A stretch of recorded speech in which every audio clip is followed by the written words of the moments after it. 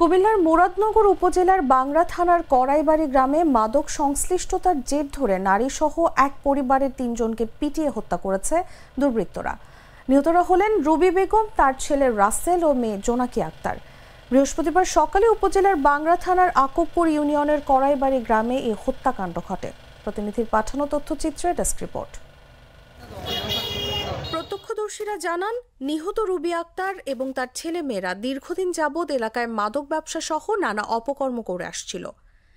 এরই সূত্র ধরে এলাকার লোকজনের সঙ্গে তাদের চরম বিরোধ সৃষ্টি হয়।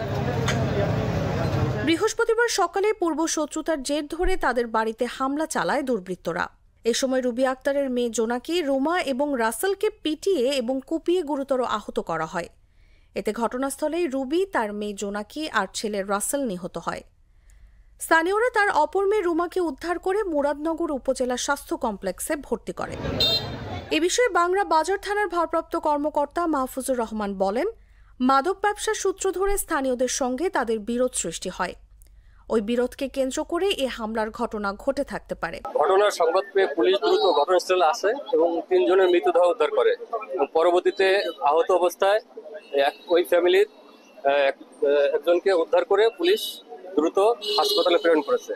আসলে পুলিশের পাশাপাশি যে কোনো সাধারণ নাগরিকের সামনেও যদি কেউ আমলযোগ্য অপরাধ করে, কোনো অপরাধী হয়, তাহলে তাকে আটক করে পুলিশের রেকর্ড দেওয়ার কথা।